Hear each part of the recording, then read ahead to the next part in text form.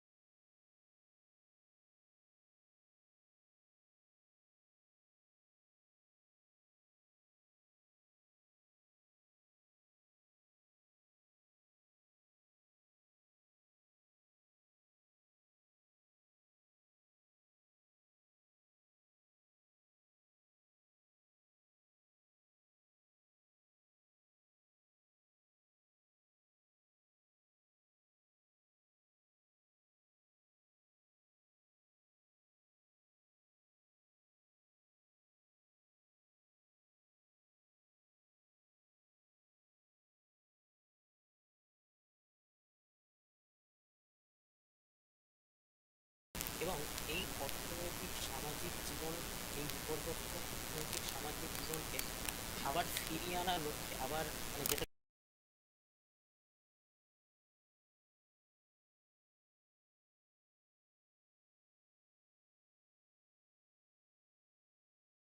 অর্থাৎ আমরা physics community হিসেবে আমাদের কাছে যতটুকুনি আছে আমরা সায়েন্সকে সোসাইটির থ্রু কিভাবে ইমপ্লিমেন্ট করতে পারি, মানে আমরা সায়েন্স পড়ছি, সায়েন্স জানছি, সায়েন্স শিখছি, এটার মূল উদ্দেশ্য তো এটা নয় যে আমরা পরীক্ষায় শুধু নাম্বার পাওয়ার জন্য পড়ছি বা জানছি।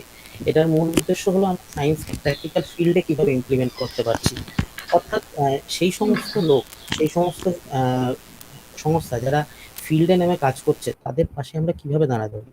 তো সেক্ষেত্রে আমি বলতে পারি যে সেই জন্যই আমাদের এই সেমিনারের, অনলাইন সেমিনারের উদ্দেশ্য কোহেরেন্স, সায়েন্স উইথ সলিডারিটি এবং রিবিল্ড বেঙ্গল, দুটো টার্ম আমরা ইউজ করছি। অর্থাৎ বাংলাকে নতুনভাবে গড়ে তোলার ক্ষেত্রে আমরা কি কি কন্ট্রিবিউট করতে পারি সেই সমস্ত মানুষদের যারা কোভিড এবং ইয়াস এর জন্য তাদের জীবন বিপর্যস্ত। একটি কন্ট্রিবিউশন লিঙ্ক আপনাদের কাছে আছে, আপনারা দেখতে পাচ্ছেন একটি কন্ট্রিবিউশন লিঙ্ক।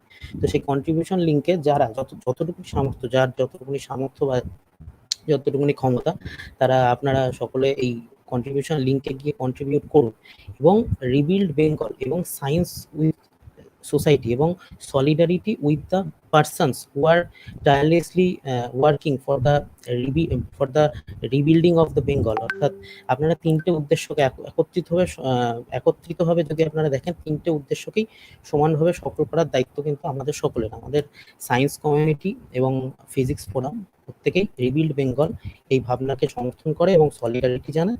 এবং আপনারাও চাইলে কন্ট্রিবিউট করুন এবং বাংলাকে পুনরায় নতুনভাবে গড়ে তুলতে, যেভাবে আমরা বিগত ক্রাইসিসগুলোকে অতিক্রম করে এসেছি, আবার আমরা এই ক্রাইসিসকে অতিক্রম করব। এবং আরেকটা কথা বলার, সেটা হলো ফিজিক্স ফোরাম শুধুমাত্র সায়েন্স বা বিজ্ঞানের মধ্যেই থেমে থাকবে না। আমরা দেখছি যে বিগত কয়েকটা দশক ধরেই বা বিগত 3-4 বছরে এটা আরো বেড়েছে, যে ট্রপিক্যাল সাইক্লোন যেভাবে বাড়ছে, প্রতি বছর আমরা দেখছি একবার আমফান, ইয়াস বা বিভিন্ন ঘূর্ণিঝড় আমাদের বঙ্গোপসাগরীয় উপকূল এবং আরব সাগরীয় উপকূলকেও বারবার হিট করছে।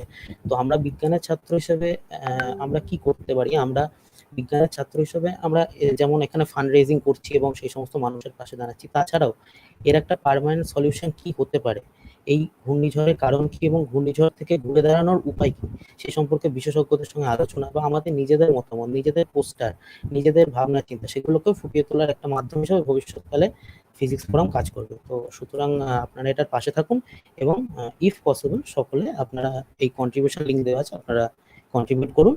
এবং আজকে সকলেই সেমিনারটা প্রথম দিন খুব ভালো হোক এই আশা করি। ধন্যবাদ।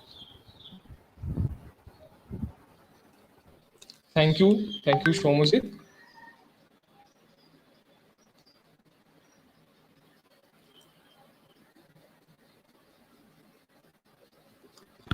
Okay, thank you, Shomojit, for letting us know about the cause, and that was a great talk actually. The contribution link is inside the description box and here also. So if possible, please contribute and please stand with us, stand with the people in need actually. So now we will start our webinar. First of all, let me tell you that you can question or you can ask any questions in the comment section of Facebook and YouTube.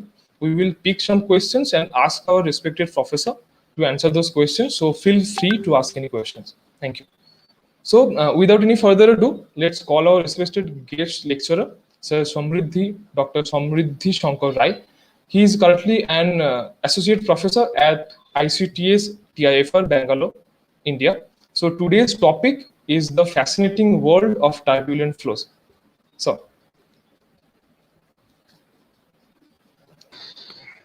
thank you. sir, video ta Right. Thank you. Okay. Can you hear me? Yes, sir. Yes, sir. Right. Thank you, sir. Thank you so much for coming. Sure. My pleasure. So thank you again. তোমাদের সবাইকে সোহমকে আমার সাথে যোগাযোগ করার জন্য। So I will give the talk in English because there might be some people who are not so familiar with Bengali. But in case you have questions or clarifications, feel free to interrupt me and I can, switch to Bengali as well. আর দ্বিতীয় হচ্ছে মানে okay. So since I will not be able to see the questions and I don't think the students will be able to ask me directly in this platform, so I would ask the organizers that they can keep an eye on the questions. Yes, yes, sir. And interrupt me immediately and ask her. So it's no problem for me to be interrupted. All right. Okay. Fine. So pardon me for interrupting you. Pardon me. So we'll be very grateful, sir, if you have something to tell the audience about the cause, the Rebuild Bengal, and ask them to be with us actually. Yes, sure. I mean, it's when I'm সবাই জানি the things have been very difficult for a lot of people in this country, COVID ছাড়াও মানে there's also financial hardship, গত বছর Amphan, এবছর Yaas, etcetera. So I think it's very good যে students মানে তোমরা করছো, আমি তুমি বলছি, Sure, অ্যান্ড sure. কারণ সবাই বোধহয় ছাত্রীরা এখানে। And I think, students across the country, অন্যান্য রাজ্যে, অন্যান্য শহরে, অন্যান্য জেলায় এরকম নানা মানে চিরকালই ছাত্রছাত্রী এগিয়ে এসছে। আমরা যখন ছাত্রছাত্রী ছিলাম তখনও এগিয়ে এসছে, এখনো এগিয়ে আসছে, এবং দ্যাটস ভেরি গুড। অ্যান্ড মানে if কারণ I see there also talks in the next couple of days, if this sort of generates some that's very good. And it's something that I think students should be very wary of. Also, I also would like to say, কারণ তোমরা সবাই undergraduate students, I mean these are mainly undergraduate students. Yes, sir. Mainly undergraduate student, postgraduate also. All right. Chat box লিখতে পারো, কারণ that's easier for me আর কি to figure out কোন লেভেলে technical part of the talk.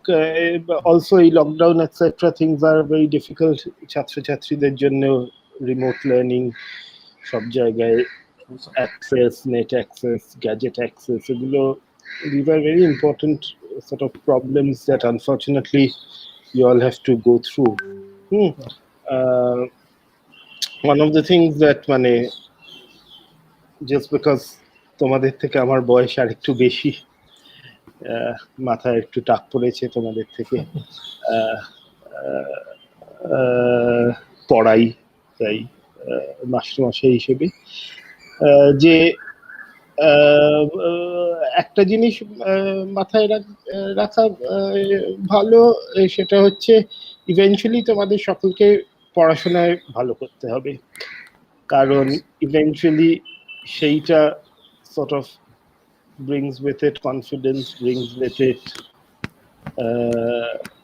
accessibility resource, মানে তোমরা লোকেদের এটা যেটা করছে যে লং টার্ম ইয়েতে তোমরা পরের প্রজন্মের ছাত্রছাত্রীদের শেখাতে পারবে, পড়াতে পারবে, চাকরিতে গেলেও অন্যান্য ভাবে নানাভাবে সাহায্য করতে পারবে। হ্যাঁ, সো ইটস ভেরি ইম্পর্টেন্ট যে things are pretty difficult right now. I completely understand, but as far as one can manage, one should try to ঠিক আছে, and I'm sure তোমাদের টিচাররাও হেল্প করবে এই বিষয়ে। So Thank you, sir. Thank you so much.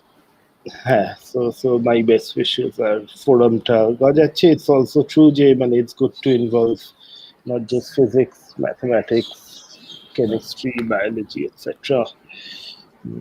সবকিছুই, but graduate level it's also very important যে একটা ডিসিপ্লিনে হাত পাকানো, বয়স হলে অন্যান্য ইয়েতে তারপরে মুভ করা becomes easier, কিন্তু কম বয়সে at the undergraduate level it's very important যে কোনো একটা বিষয় আর কি শক্তভাবে খুঁটি করা। So maybe with that I could begin my talk, things that I'm more comfortable with, right? Okay, sir. Yeah, sure. Again, mane feel free to interrupt. Sure. So I'll try to finish by, let's say, 6:15 বা কিছু একটা, হ্যাঁ, মানে within now, so we can discuss. And I don't need to say everything I wanted to say. Right. Okay, sir. So I'm sharing my screen.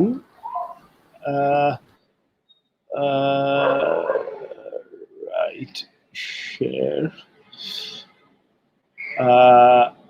Right. আমার স্ক্রিনটা কি দেখা যাচ্ছে? Hello. Yes, sir. Yes, sir. Yes, sir. Is my screen still visible? Yes, sir. Yes, sir. Full screen mode visible? 1 second, so it's black. Yeah, it's visible, but hold on. But It's very small actually. Excellent. আমি এখন full screen মোডে।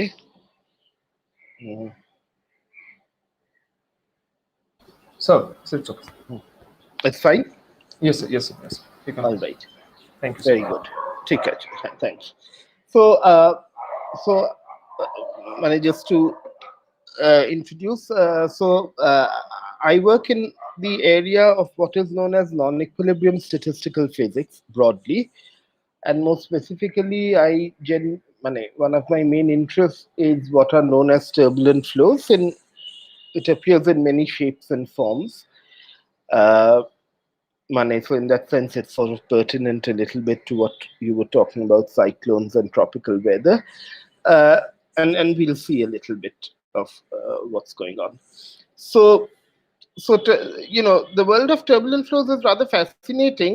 And if you come to think about it, and I'll be a little more specific as we get along, but if you want to have an image in your mind about what is the problem that I'm talking about, then you can pick any of these, depending on your field of interest. So, for example, if you think about smoke coming out of a chimney, which is pollution, etc., the way the turbulent airflow generated by these sort of rushing gusts of jets of small particles and hot air, etc., they tend to be turbulent. Then you have turbulence also at the astrophysical scale, in the way, let's say, their effect on the formation of planets, etc. In geophysics, which at some level is sort of a massive scale problem of what you see with pollutant dispersions. These are also turbulent flows. Engineering to botany. Then, of course, the more typical examples are in weather. The fact that you can see all these sort of very strange motion of clouds, or strange, which are because of the high wind speeds, etc., at those altitudes, or even in oceanography, the way the water flows, etc.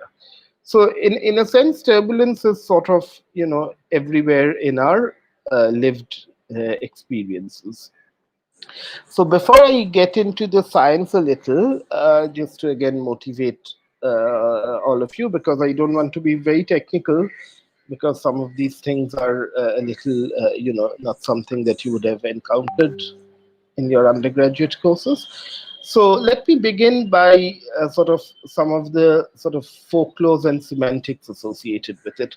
So the word turbulence itself actually comes from an Italian word, from a Latin word, turbulentia, which meant the disorderly motion of a crowd. It's something that we are very familiar with, especially in India, right? The fact that, you look at a marketplace, a busy street, anywhere, and you see, I mean, because of the lockdown, these are things of the past now, or should be things of the past now. But you see this sort of motion of people going around haphazardly. And essentially the word turbulentia is a word to describe this disorderly motion. Oh, sorry. Is my screen still being shared? Sorry. Hello? Because I clicked on something. The screen is still being shared, right? Yes, sir. Sorry. Yes, sir. It's Yeah, visible. Sorry. Thank you, sir. So in common language, the word turbulence means trouble, right? So one of the earliest sort of nice visualizations of turbulence actually goes back to Leonardo da Vinci. I mean, other artists have also documented this, I'm sure. But Leonardo, as you know, was a polymath. He had interests not only in the arts, but also in the sciences, in physics, of course, very famously in human anatomy, in biology, etc. And Leonardo, in his diaries, had made a comment on the motion, if you can see my mouse, of water as it flows in the river Arno, which is in Italy. And there's a sort of reasonably well-known poem by D.H. Lawrence on the bat, which talks about how the flow of water in this river Arno, and you can read the relevant part of it, sort of leads to these formation of these structures in the flow. So, of course, you know, in this field, there is a lot of, as in every field, there's a lot of mythology, or you know, probably accurate, probably not, but they're good stories. So one of the stories that was attributed to Heisenberg was that he apparently said, when I meet God, I'm going to ask him two questions: why relativity and why turbulence? And Heisenberg said that I really believe he will have an answer for the first. So the and you know, Heisenberg, not many people know the great Heisenberg of quantum mechanics fame. His PhD thesis was actually on turbulence, right? And Heisenberg believed that this is one of those really hard problems to solve. Uh, this sort of idea is also attributed to Sir Horace Lamb, who talked about the fact that God might be able to enlighten him on quantum electrodynamics and turbulence, but said that, you know, about the former, that's QED, that I'm quite hopeful what he did, and implying that turbulence, I do not know. So, all right, so that's a sort of starting point. You've seen nice pictures, you've seen nice stories, which make us feel good. So what is really turbulence, if I want to make it slightly more scientific, all right, or the way a physicist would think about it? As we saw in the opening slide, you know, the problem of turbulence attracts engineers, physicists, mathematicians, geophysicists, climate people, all of us. And all of us are trying to look at it from quite different perspectives. So turbulence as a scientific term would describe complex, unpredictable, and seemingly random motion of fluids. The word seemingly is important here, because if it was truly unpredictable, truly random, etc., then, you know, why are we doing theory, right? So although it is random, what we will see is that on average, certain things can be reproduced, certain things can be theoretically, experimentally, numerically understood. All right. So this is a sort of reasonable starting point for a definition of a turbulent flow. And if you want to think about it, if you have a bottle of water in front of you, if you shake it vigorously, it's not really a turbulent flow, but you can then let your imagination run wild and think about a very large wind tunnel or something where the air is shaken as vigorously and the flow becomes complex, unpredictable, and quite random. So a brief timeline of this subject, because, you know, the history of a subject is often very interesting for all of us. It's also inspirational. And you'll identify some of these figures, right? For sure, you've encountered Euler in your courses, right? Euler's equations, you know, you've done Euler angles and stuff like that. Very important figure in mathematics. So Euler was probably the first one to actually lay the mathematical foundation of how to study complex, unpredictable random motions of a fluid. We'll get there soon. Then there were great engineers like Navier, mathematicians like Stokes. You know Stokes' theorem, most of you would have learned it. So it's the same Stokes. Navier was a French engineer. Then there were others, names that you may not be that familiar with, but people who certainly with an engineering background would know the names of people like Reynolds and Pruntle, etc.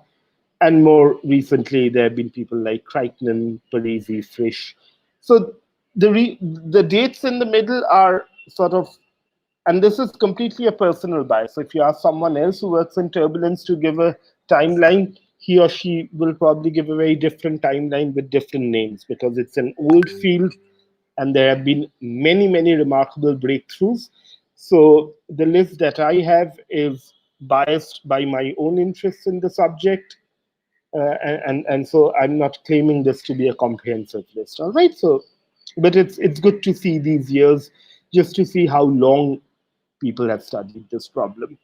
And yet the problem is unsolved, right? As we discovered in those little stories of Lamb and Heisenberg. So in this talk, what we are trying to understand is, what is it that's unsolved? What is it that makes turbulent flows rather fascinating and very unique compared to other problems that you would have started learning about in your physics curriculum. So what are the ingredients which go to make a flow, any flow, right? The first ingredient is viscosity. So viscosity is a material property. It's important at small scale. So if you can see my hands at the scales at which fluid elements are rubbing against each other, it's a sort of internal friction, if you like. All right, loosely speaking. And in our everyday experience, it would be what we would call the thickness of a flow. So viscosity is the property which allows, let's say, honey to appear very different from water. We all know that honey flows very slowly. So in that sense, it's much more frictional. It takes a lot of effort to slide layers of honey on top of each other. Whereas water flows more easily, air flows even more easily. So the first ingredient which sort of kind of describes the fluid is, of course, viscosity. The second ingredient is energy.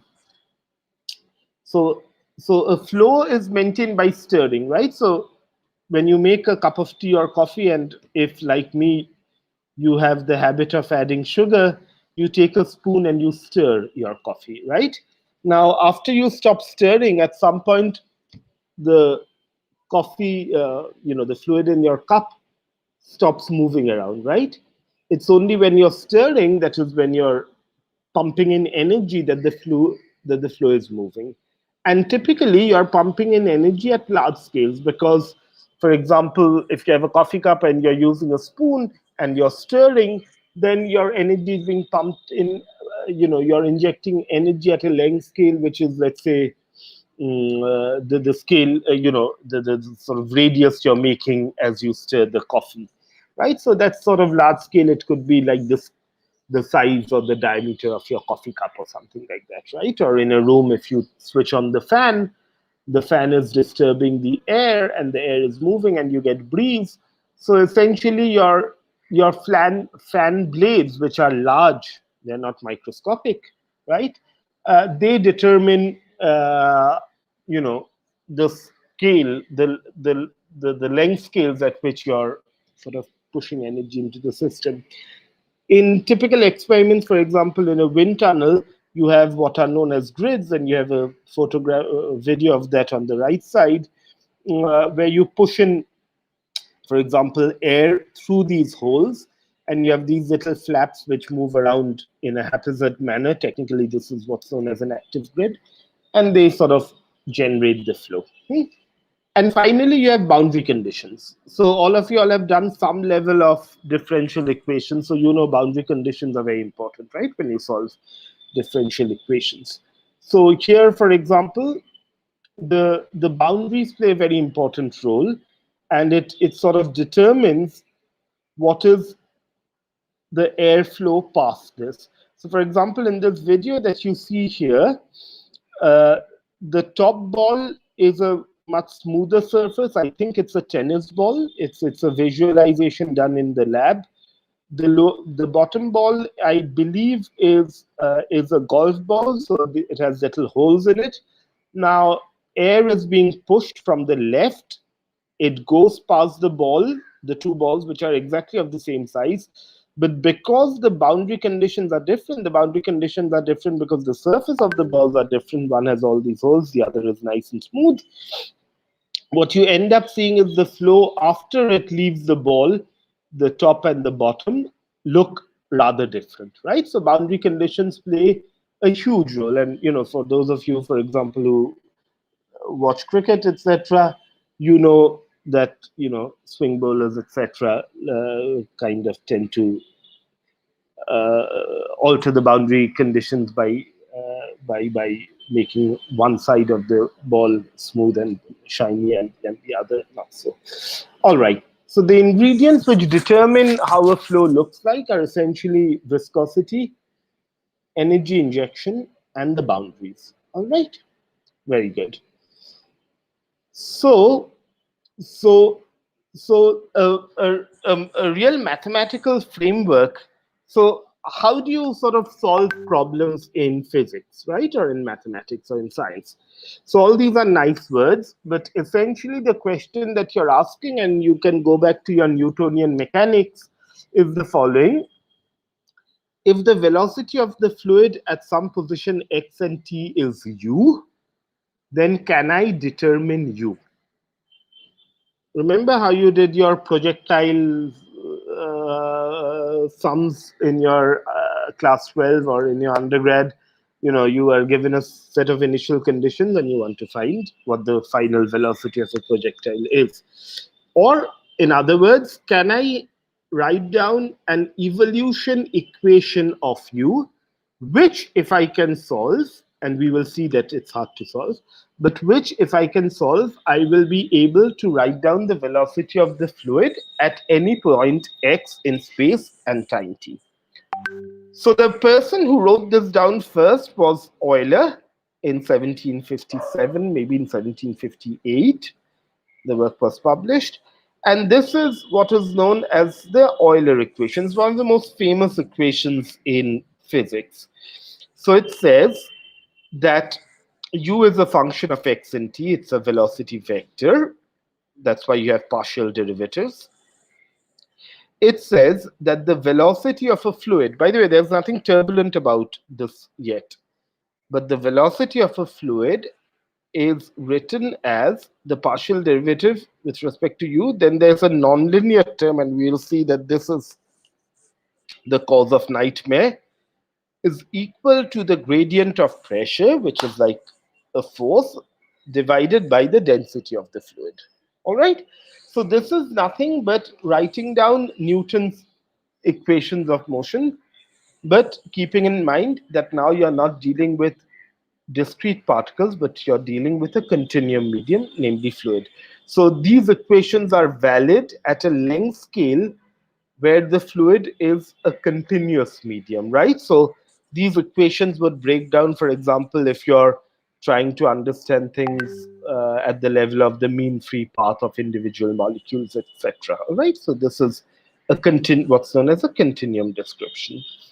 So now you see two things. One is the fact that the boundary conditions play a role, because in order to solve this equation, if I can solve, I haven't come to that point yet, I would need appropriate boundary conditions. So that's where things like whether it's a golf ball or a tennis ball or a baseball or a wind tunnel or your room, you know, your lecture hall, etc., or if you're up in the atmosphere, down in the ocean, all of that will enter a little bit in the boundary conditions. And how you pump in energy, that could be an additive force sitting in the equation. However, there is no viscosity here. All right. So this is really an equation of motion for an ideal fluid which has no viscosity. But we know from experience that all real fluids must have viscosity, right? Honey, water, air, etc. So in real fluids, we add viscosity, and this is where Navier and Stokes, they were separated by a few years, but the equation itself is called the Navier-Stokes equation, and we'll soon be celebrating 200 years of it. What they did was they included, so the little symbol mu that you see here, that's the coefficient of kinematic viscosity, which is the bulk viscosity divided by the density of the fluid.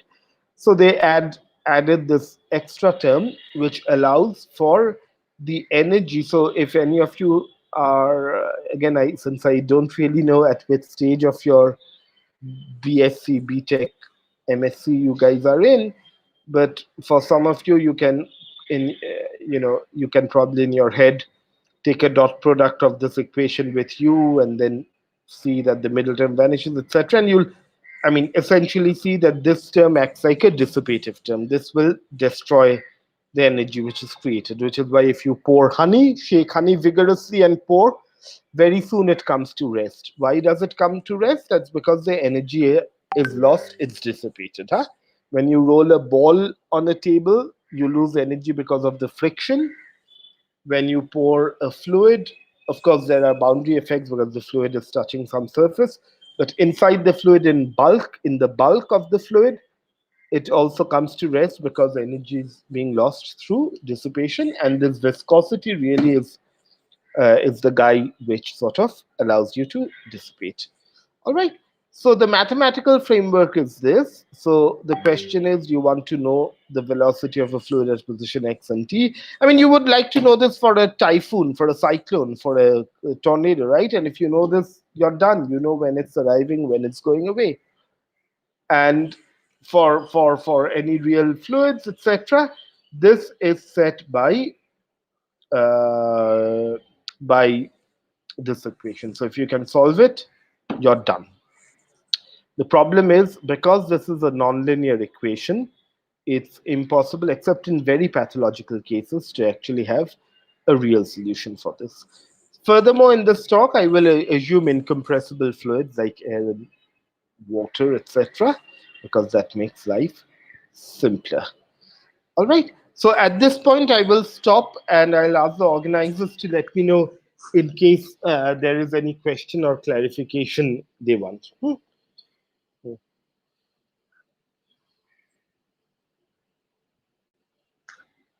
On what we've done so far. If not, I will just go ahead. I'll just wait for 5 seconds, maybe 10 seconds.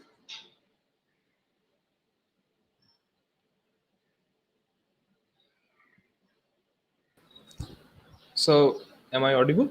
Yes. So, I have a question from myself. Yes. Sir, if in a pump, the fluid is water and there are some deposits, also some deposits in the water, and the flow is turbulent. So, will there be any disadvantage of using that pump? I mean, turbulent flow in a pump with water and some deposits in it. I mean, at that level, I do not know. I mean, in terms of what you mean by disadvantage. I mean, can you use? I mean, If you switch it on and it works, yes. okay. Right. I mean, a pump is just taking water from, I mean, I assume you're talking about pump which carries water from, let's say, an underground sink to an overhead tank, right? Yeah. Yeah, I mean, typically those are very small objects. The flow there is hardly likely to be any, hardly likely to be turbulent, right? And the deposition is independent of that, right? So, Okay, sir. okay, so maybe I didn't understand your question fully. Safe.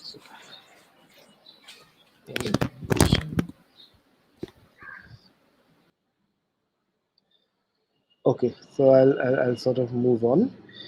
So essentially, what we have here is when you have this set of equations. So this equation, as I said, is true for any fluid. So what determines if the fluid is turbulent? It's determined by what is known as the Reynolds number. So the Reynolds number is, you can forget about the rest, I think. It is essentially the inverse of the viscosity. So if the viscosity is small for a given velocity, for a given length, so, for example, in your pump, that length would be what, I don't know, 1 feet or something. So and some velocity there, which will be very small, etc. So essentially, the Reynolds number kind of determines whether the flow is turbulent or not. All right, turbulence. So if you want a definition of turbulence, then a more specific definition than the one we began with, which was all these seemingly random flow, etc., then this would be a definition that the turbulence is the solution of this equation, or, after all, you see it in nature and everywhere, right? So it's either a solution of this equation or actual flows in nature or in the lab, in the limit of very large Reynolds number, right? Or in the case when viscosity is very small. So what does that mean? So what it means is, suppose, this is a picture of smoke coming from an agarbatti, dhupkati, all right? So you must have seen these smokes a lot. I mean, either dhupkati, cigarette, whatever. So what you would see is that close to this, the flow appears very steady and smooth, and that's what's known as a laminar flow. Then a little further away, the flow becomes unsteady and has all these structures. Remember that golf ball video that you were seeing? Very similar to that. So the Reynolds number is very small in this section. That's a low Reynolds number region where the flow is laminar. Everything is nice. There are nice streamlines. Everything can be written by hand. And then the governing equations, mind you, are the same. It's only that the Reynolds number has changed. And then the flow develops all these rather exotic patterns. All right.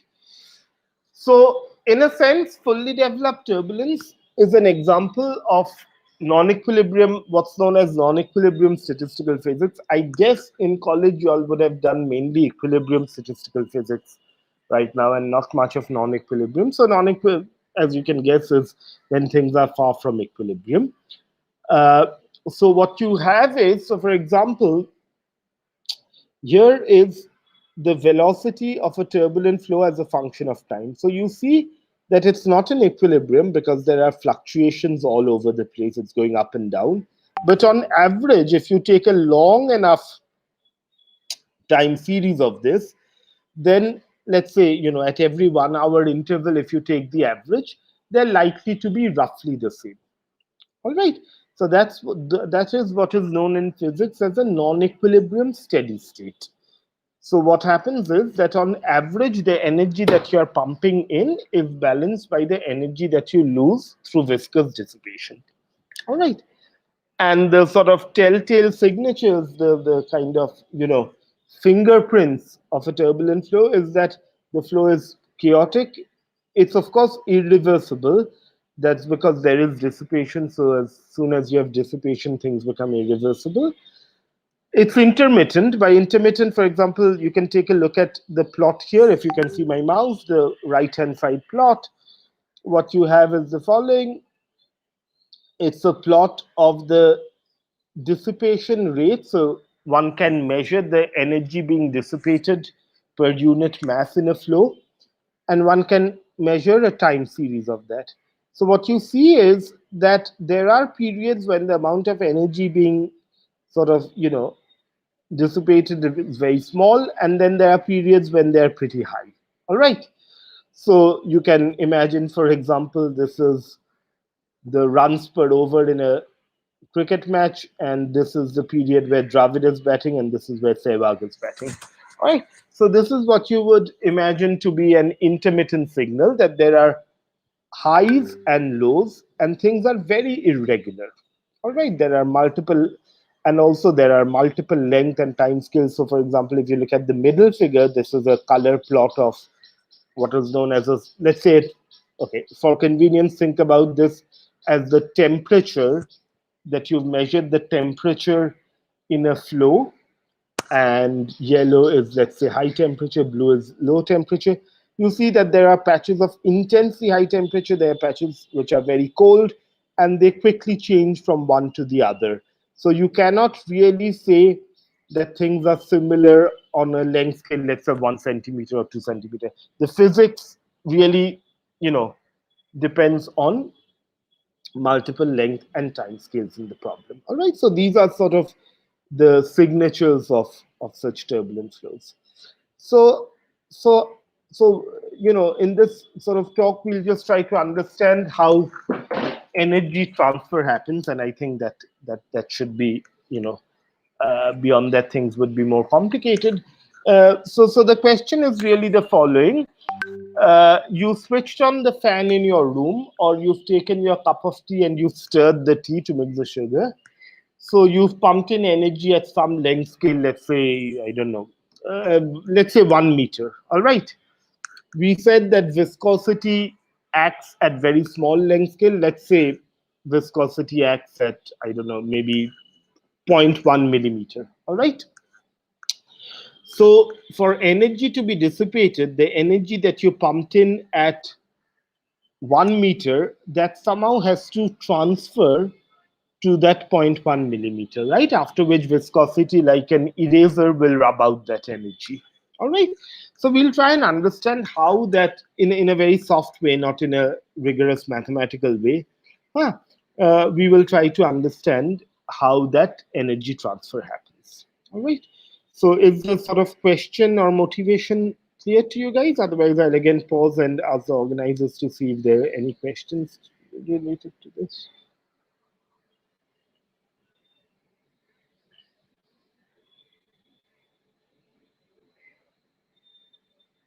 All right. If not, but you can interrupt me later and stop me to tell me there's a question. So one of the nice images that you can have is, for example, these ticks. All right, in monsoon is around the corner. It's actually started in Bengal, so you know that there are lots of bugs and insects and everything around us. So if you've seen, for example, animals such as cows, dogs, etc., they have these little ticks which suck blood.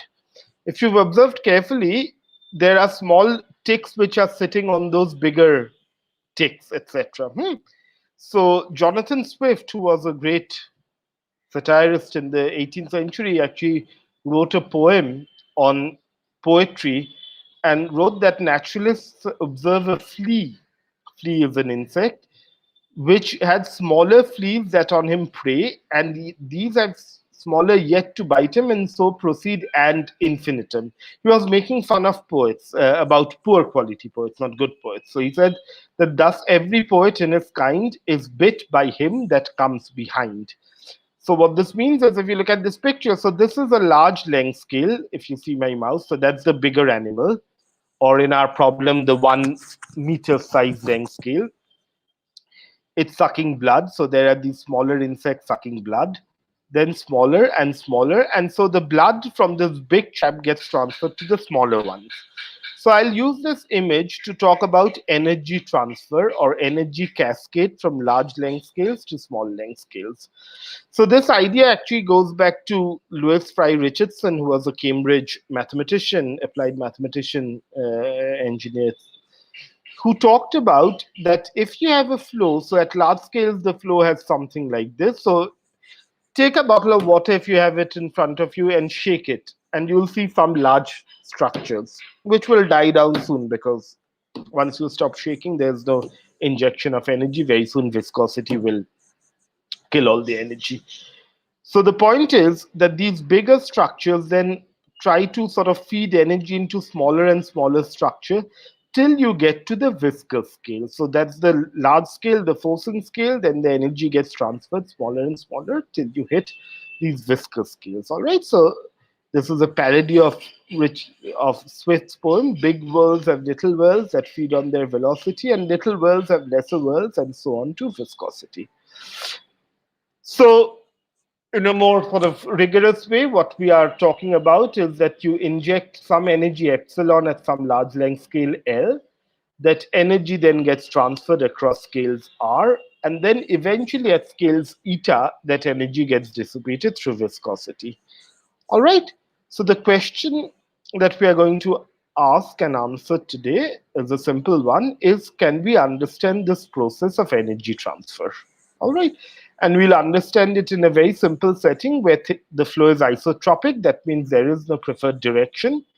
The flow is homogeneous. That means if you're standing at point A and then you move to point B, the flow really statistically doesn't change. And that you're far away from boundary. So the boundary, whether the boundary is a golf ball, whether at the boundary the side of the wind tunnel or there's a mango tree, etc., doesn't really matter. Huh? You're really in the bulk of the flow. And, we would like to answer what is the physics in this range scale where the energy is, you're neither creating energy here because you're only creating energy at large length scales, neither are you destroying energy at these scales R because viscosity is not going to play a role. So the scale R is far away from L, far away from eta, and we want to know what's the physics there. And the point is that the physics there is going to be universal. The physics here really depends on the shape of your wind tunnel, the shape of your coconut tree, the shape of your golf ball, the nature of your auditorium, your bedroom, whatever. The physics here, where dissipation is happening, really depends on whether you're using honey, air, water, etc. So the earliest attempts to answering this question goes back to a great Russian Soviet in those days, mathematician, physicist, whatever you want to call him, Andrei Nikolaevich Kolmogorov, whose work you may have seen in, those of you doing your MSc probably would have seen the KM theorem. So that's the K there is also Kolmogorov. So what Kolmogorov said was that the physics at this inertial scales have to be universal. I mean, he had some evidence from experiments, etc. And he said that if it's universal, it cannot depend on viscosity. It cannot depend on the precise nature of energy injection. So it cannot depend whether I'm stirring the coffee with spoon or with a fork, whether I'm doing it or someone else is doing it who has a better wrist work or more strength. It cannot depend on whether I'm using a coffee mug which is a weird shape or a coffee mug which is half broken, etc. None of that matters. It has to be something which is a basic fundamental property of the system. All right. And so what Kolmogorov said was the following, and I'll simplify it really a lot. He said, take the fluid velocity difference across 2 points which are separated by a distance which lies in this inertial range. All right. So you just take the difference of these two vectors, the velocity at point x, the velocity at point x plus r. Make sure that r is in this middle range where viscosity doesn't matter, where the large scales boundary condition forcing doesn't matter, where the physics is universal. And you take a dot product with r along the line of sight of this vector, r hat. Then, and these are hard things, so I won't go into why of this, but if you assume homogeneity and isotropy and assume independence of viscosity and energy injection, then you can do your, high school algebra and say, I'm going to do a dimensional analysis. So what can it depend on? This delta RU can only depend on R and epsilon, right? Because epsilon is the amount of energy it has to transfer, as we saw a few slides ago. So now you know the dimension of velocity in meter per second, if you like. You know the dimension of R, its length. You know the dimension of dissipation rate, right? Because that will be the rate of change of kinetic energy. Kinetic energy is meter squared per second squared. The rate of that will be meter squared per second cube. All right. So you do a good old-fashioned dimensional analysis, and you come up with this answer: delta r, delta this velocity difference scale as r to the power 1/3. And you can also say, and this, I don't want to go into why you measure higher powers of this, but let's say I mean, those of you in your masters would have done correlation functions. So this is an example of an n-point correlation function or a p-point correlation function in my notation. And then you say that if you take the pth power, then this chap will just scale as r to the power zeta p, where zeta p is p by 3. All right, just coming from this. So you put within this bracket here, you put epsilon to the power 1/3, r to the power 1/3, take the pth power. So the dependence on r comes out to be p by 3. Right. One consequence of that is when you take p equal to 2, zeta 2 is 2/3, which gives rise to, and you can take a Fourier transform of that. If you don't know Fourier transforms yet, don't worry. You will get the distribution of kinetic energy at different length scales to be k minus 5/3. Very good. And so these are data from a lot of experiments, etc., which is a plot of this chap versus k. It's in log, so power law appears like a straight line. And you see that there is an intermediate regime where all the data collapses. Small k means large length, and you see that different experiments have different results there because the physics is not universal. At large K, which is again like small length scales, again the data collapse disappears. That's because again there the physics is non-universal. But this K minus 5/3 of Kolmogorov seems to be pretty good. Another consequence is that when P equal to 3, zeta 3 is 1. All right, this is what is known as an exact result, but don't worry about that. Now, what's the problem? The problem is the following. Okay, so let me summarize. So in summary, what happens is if I am allowed to measure the velocity difference, raise it to the power p, take average over many, many experiments or many, many realizations, those angular brackets denote average. And then if I plot them versus take a log-log plot of this guy versus r, then I should see a power law scaling, which goes as r to the power zeta p, where that simple-minded, not simple at all, but where the theoretical results of Kolmogorov suggest that this should go as p by 3. However, when you do experiments and you actually calculate zeta p and plot it against p, you find that, so this red is a p by 3 line. You find that as you increase p, the actual exponent zeta p are anything but p by 3. They're pretty far away from p by 3. All right. So this theory certainly fails, especially as we go to larger and larger p. So zeta p is not really equal to p by 3. So the Kolmogorov 1941 theory is really not exactly correct. So what is going wrong? So what's going wrong is the following. So as some of you may know, for the rest of you who haven't got this far in your curriculum, don't worry about this a little.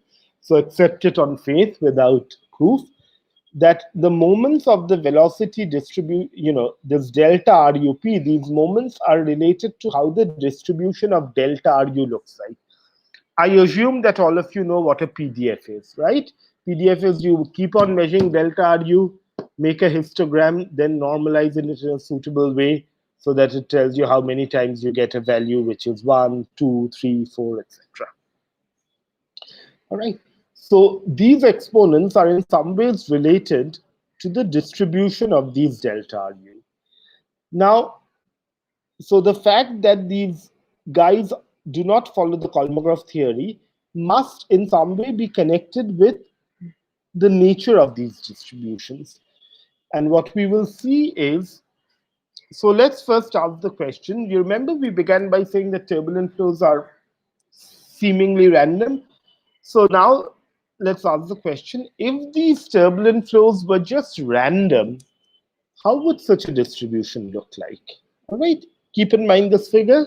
And now let's see if things were random, how would a distribution look like?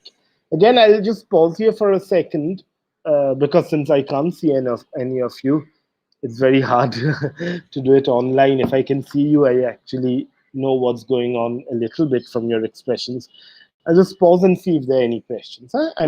I'm sort of. So am I audible, sir? Yeah. So one question is there. Can traffic jams be studied using the framework of turbulent flows? I have no idea. I mean, I don't know what the connection is. So the person who asked his question, if she or he can, make that precise. Yeah. Okay. Okay. So one more. Yes. So as per thermodynamics, it's impossible to get 100% work done for a given energy. Then how exactly butterfly effect works?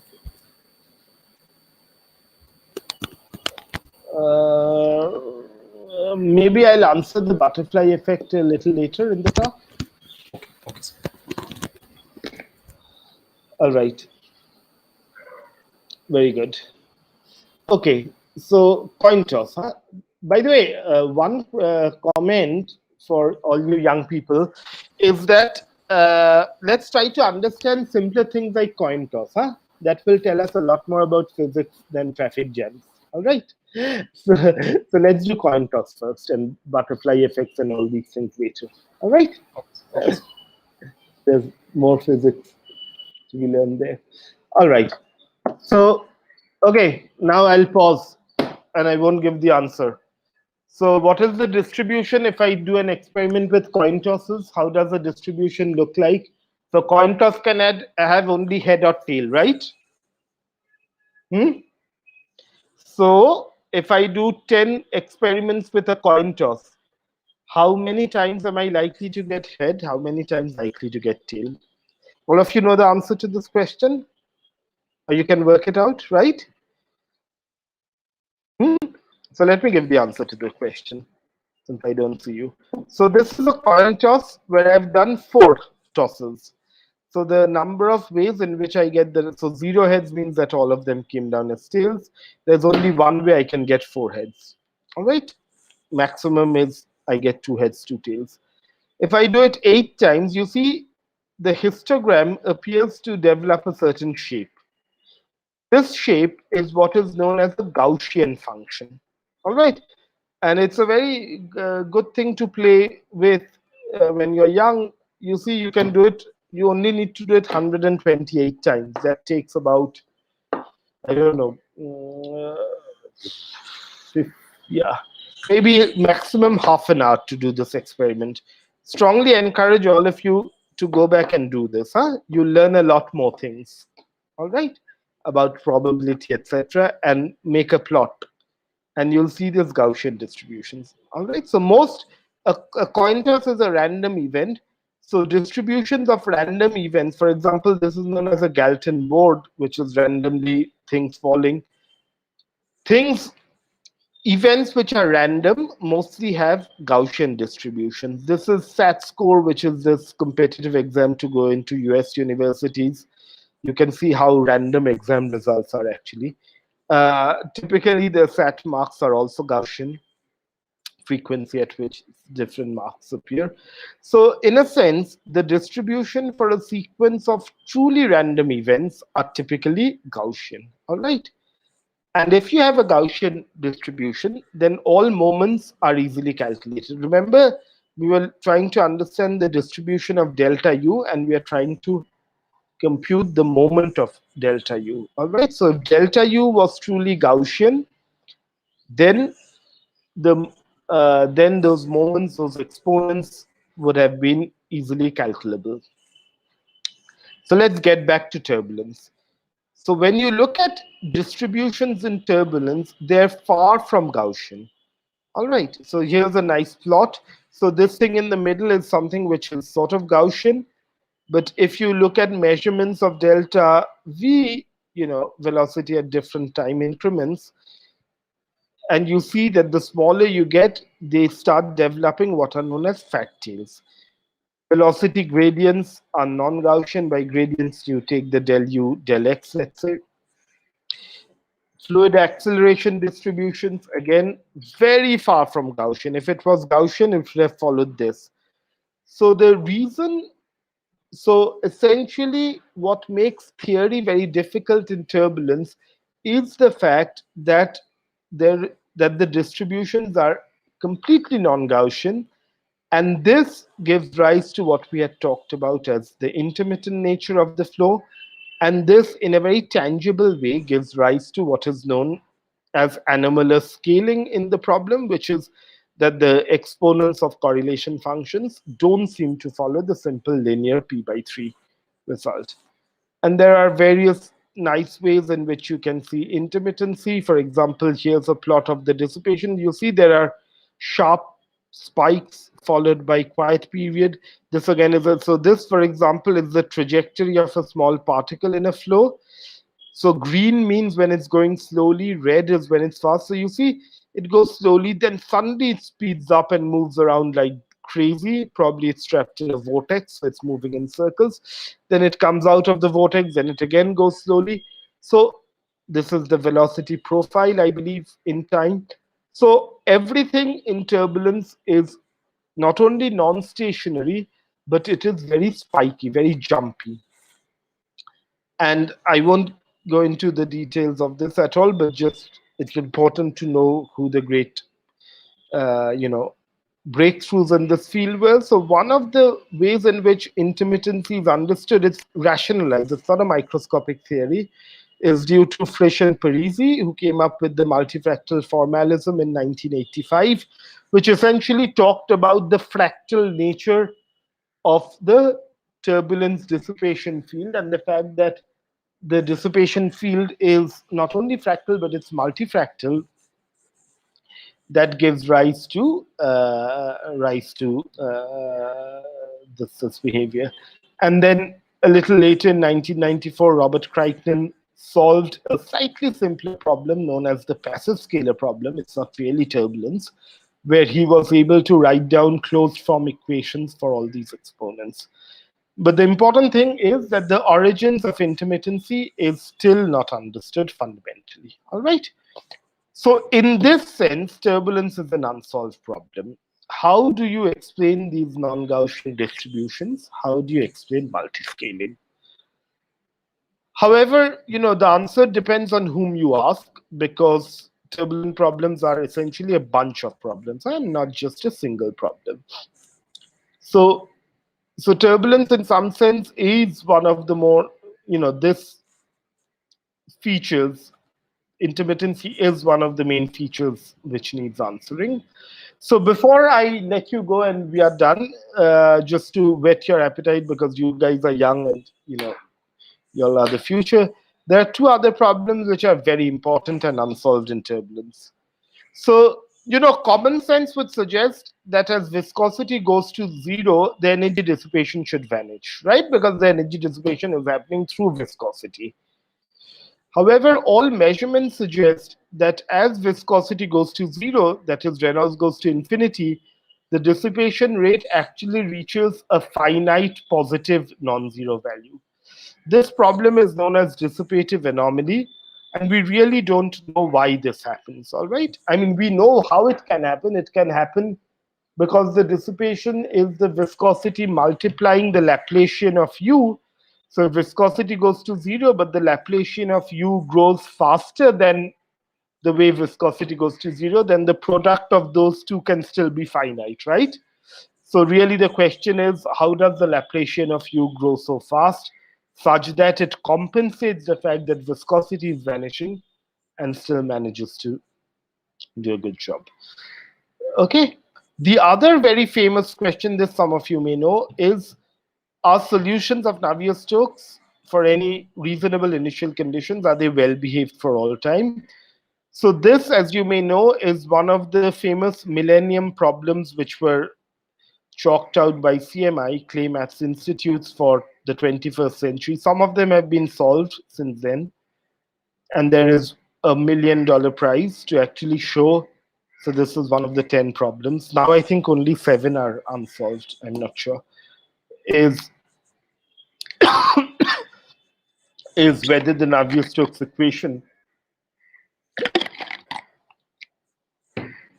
actually stays nice and smooth, whether solutions exist for all times. Okay, so I will just take 5 minutes now just to tell you why we should care about turbulent flows.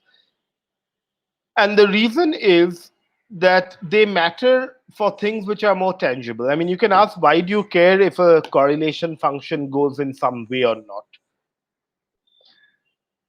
I mean, the connection between that and our everyday life is a little tenuous, right?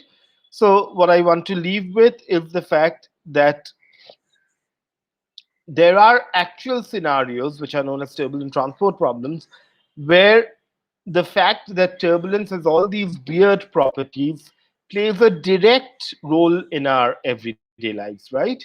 We've seen some of these examples. So one of the most, I won't go into how you do it because it'll take up too much time. But one of the key points of this is, for example, questions of this sort. How do we understand the formation of clouds, for example, without understanding turbulence? After all, clouds are essentially aerosols which then condense water in them to make slightly bigger droplets, which are then moving around in a turbulent flow. How does a cloud rain? A cloud rains when the water droplets are large enough so that they settle or precipitate under gravity. if you calculate the rate of condensation because of water vapor, then you'll see that the water droplets really don't grow beyond 30 microns. Whereas you really need water droplets of the size of, let's say, 100 microns for rain to happen. And it happens really fast. In the tropics, we know in our countries, from cloud to rains, it's typically of the order of 30 minutes, right? How does it happen?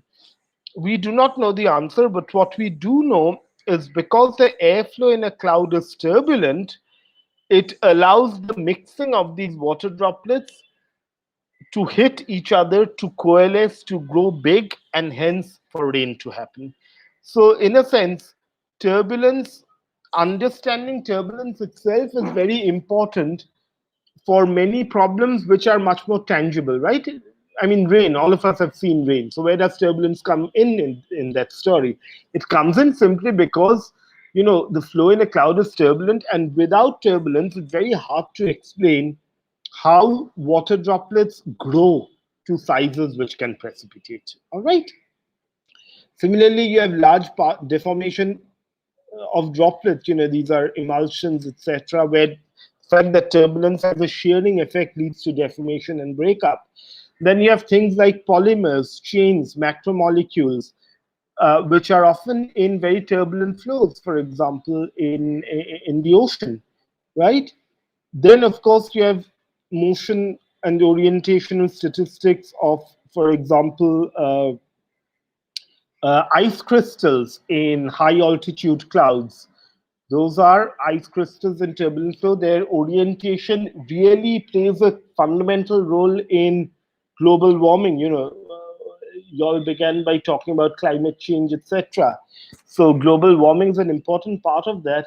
And one of the contributors to the global energy budget is these ice crystals in cold clouds, and the way ice crystals orient, and that impacts what the radiative properties of these clouds are, really sort of has a pivotal role in terms of these energy budgets. All right. And then, of course, you can have crystals, etc. So I'll sort of finish here. This was just to emphasize that there are actual scenarios where understanding turbulence really matters, and I'll sort of leave you with artists' impressions of what are vortices, what are turbulent flows, and sort of just wait and take a few more questions if there are any. So I thank you once again. I will then, I'll wait for these questions, and then I'll address the one that came up about butterfly effects and stuff. Okay, sir. Thank you, sir. Sir, one question is there. Sir, can we measure turbulence intensity? If yes, then how to calculate it? Yes, the turbulence intensity you can measure. For example, you can use hot air anemometers to measure the velocity of the flow. This is what is typically done in wind tunnel experiment, right? You stick in anemometers, which are essentially hot wire probes. There are other ways to do it. Now you have particle image velocimetry, Doppler measurements, etc. So you can measure the flow velocity, and from the flow velocity, there are various ways in which you can measure the turbulence intensity, the Reynolds number, etc. I mean, for example, Reynolds number, once you have the flow velocity, you know the viscosity of the fluid, and you know, for example, the dimensions of your wind tunnel. Let's say if your experiment was in a wind tunnel, so you can measure it in an experiment. In, of course, simulations, it's also trivial. It's trivial to measure. Yeah. So the next question is the transition from laminar to turbulent flow some sort of a phase transition? Can we Okay, that's a study it? very good question. By the way, if you could tell me the names, if it's possible, of the students asking Yeah, questions. sure. So that I... So it's Shubhayu Roy. Okay, and the earlier question? Earlier question is, sir, it's M. Hussain. Okay, so Hussein, since I don't know your name, so Hussein, I hope I've answered your question. If not, just type it in the chat box again. So next question, Shubhayu, right? Yes, sir. Shubhayu. So very good question. So this is the problem. You see, we do not know. I mean, we don't think it's a phase transition because there is no way that we know that we have the notion of a critical Reynolds number, right? You're thinking of for example, think about an Ising model, right? You can calculate the critical temperature at which you go from one phase to the other, right? The order to the high temperature phase, let's say. Uh, One of the key problems in turbulence is none of those ideas seem to work. And there is really no clear definition of when the flow becomes turbulent. Uh, the theories or the maths are all based in the asymptotics of Reynolds number going to infinity. But we know in experiment simulations, etc., that all these signatures of turbulence, that you have, let's say, 1 decade of scaling of k minus 5/3, or, scaling laws start to emerge at very finite Reynolds number already. But we do not as yet have the notion of a critical Reynolds number. And if we do not even know whether such a critical Reynolds number exists or not. So although I suspect that when you saw power laws, you were thinking of phase transitions, and that's what had interested many people in the 60s, 70s from a more statistical physics background to work in turbulence. But but you don't have that notion at all, and you do not have, for example, simple scaling, which by simple I mean the word in a technical sense, okay? That you associated with phase transitions because of these multiplicity of length and time scales. Very good question. No, as far as we know, we do not know whether there's a phase transition. We do not have a notion of a critical Reynolds number. Shubhayu. Okay, so next question is from Akash Sharma. In the temperature diagram shown before, why the system is not exchanging heat to achieve equilibrium? Why it has to be non-equilibrium or turbulent? That's because you've pushed things out of equilibrium because there's too much energy in the flow, right? Yeah. So this is high Reynolds number. So you're far away from equilibrium. Okay. So it's essentially a driven dissipative system. Once the drive goes away, eventually the velocities will cease if there's an energy injection, and then again equilibrium physics will hold. Shake up water and you'll see. So Subhayu asks one more question. Why is the physics at the inertial scale universal? Very good question. Why? We do not know. We do not have a quick answer. Let's say the following. Tons and tons of experimental data showed that the physics at the universal scale at the inertial scale is universal. So then you build a theory based on that hypothesis. All right. A slightly more appealing answer would be, if you're in the bulk and away from the boundary, right, then why should the microscopic details of the problem matter, right? So it will matter only when, the system feels the boundaries, but you're far away from that. It will matter only when the system starts to know whether it's honey or water or whatever, air. But again, you're far away from that. So at those sort of length scales, I'm cheating a little. That's because, unfortunately, since I can't see you, or, we can't really have a discussion, so I don't know at what level I want to give this answer to without confusing you. But let's say one way to think about it is all the experiments suggested it would be universal, and then you can reformulate the question and say, then what are the minimum things which we need to build a theory? Or you can go back and suppose you didn't have experimental data, you can say there must be length scales where things are universal, because there must be scales in the problem where it doesn't know whether it's in a wind tunnel in Germany or a wind tunnel in Calcutta, right? So I don't think we have any questions more. Okay, great. So I can stop sharing my screen, I Yes, sir. suppose. And well, sorry, there was one question, the butterfly effect. Butterfly. Yeah, yes. Yes, yes. So the well, I mean, I don't understand the first part of the question, to be honest. All right. So let me explain what the butterfly effect Yeah, yeah, is. yes, sir. Yes. So the butterfly effect is a sort of, it's a nice term to get people excited.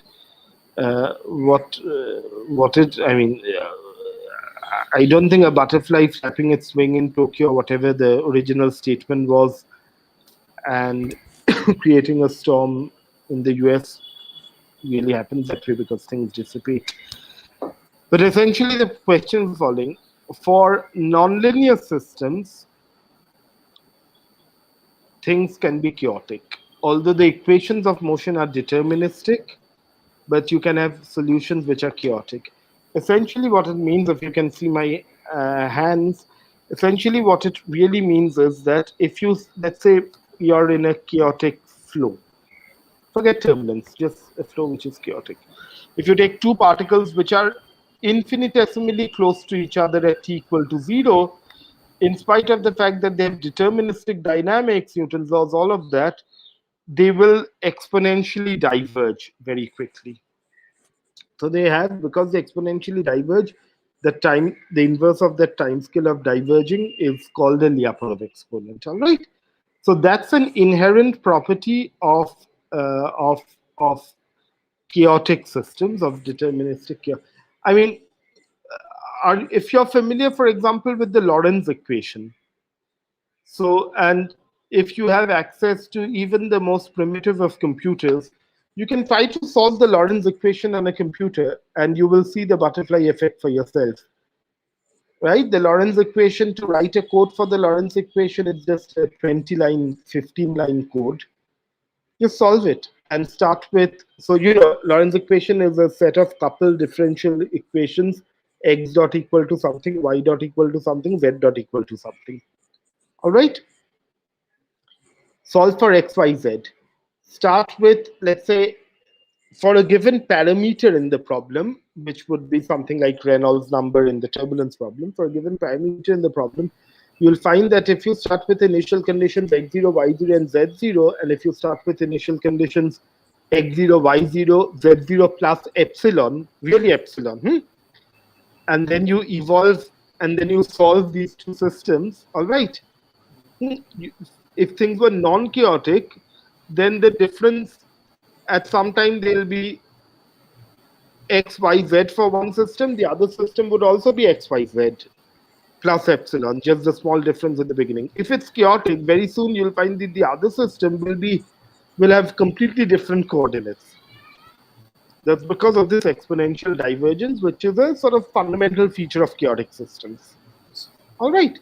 And so the butterfly effect is essentially that. So we have one last question, sir. So this is the statistics of velocity fluctuations are intermittent. Is there any theory which explains this concept? No, not really. So this is an outstanding open problem. There are things which rationalize it, but which kind of assumes that you want to put in intermittency in the model itself. All right. The only theory which does it, ab initio, but that's not in turbulence, is the Crichton model, which is an advection diffusion equation. So it's linear in some sense, which shows that for that particular system, by theory, I guess the person who asked the question means starting from the equation of motion. So for Navier-Stokes, no, that's one of the really open questions in the field.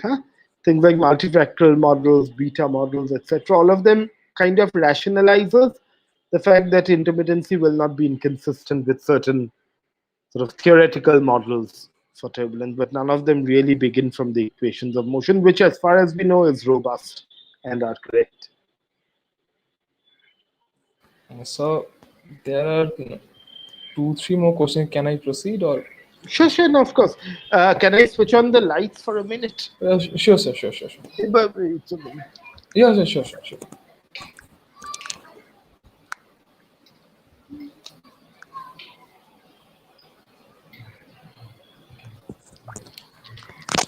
Yes, please.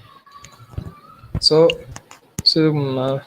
Aurobindo Dwari is asking, although you have stated connection between phase transition and turbulence is not well understood, but I want to know if the universality can be obtained from any theoretical framework like we do by mean field theory in StatMech. No, so the universality we showed, right? We showed that R goes as 1/3, etc., right? The universality is not the problem. The problem is, why is there deviation from the exponents that we get from simpler models? I mean, the Kolmogorov theory that we showed, etc., that's, of course, underlines universality.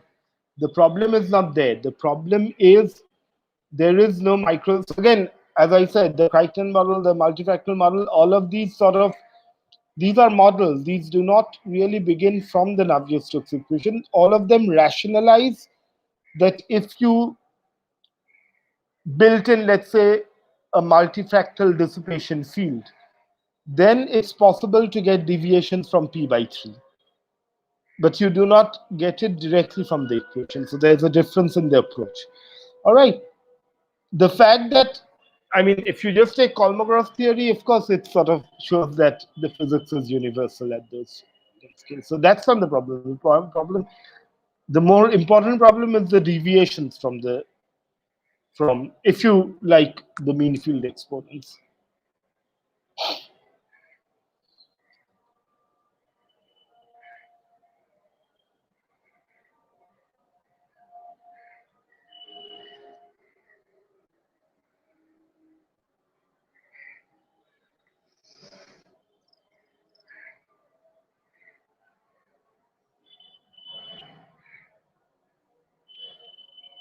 So, am I audible, sir? Yes. So, we are taking last question, sir. So, Yeah. can the mystery of turbulence reveal more insights about statistical physics? So what insights? That's right. Shoporno Adhikari is asking, So if if you you are want to listening, clarify. then Yeah, clarify your we'll question. wait for a few seconds. Yeah, Also, yeah. again, coming back to the traffic jam question, I'm not sure how it's related to turbulence of fluids. I mean, but I can tell you that, people in statistical physics, there are models where they look at traffic jams, etc. So feel free to check up some of those works. Okay, sir. Thank you, sir. Thank you so All much right. for your Thank wonderful you. talk. Thank you, sir. No, my pleasure, and all the best to all of you, and do well. And yeah. Can I just stay on for a couple of minutes if you stop the broadcast just to chat with you guys? Sure, sir. Is it possible to stay on by Yeah. stopping? Sure. But I guess the people who are attending are not. So it's just the host. No. Yeah. Okay, Just okay. fine. But you can always write to me. Okay, thank you. Okay, sir. Thank you, sir. Thank you so much for joining. Have a good night, No sir. problem. My pleasure. Thank you. Have a good night. So, thanks to sir and thanks to you people for being here with us. And that's it for today. Tomorrow we will be having with us Dr. Supratik Pal. He is a faculty at ISI Kolkata, and the topic will be unveiling the mysteries of our universe with telescope. So be there with us, stay tuned, and thank you again for joining. Thank you so much.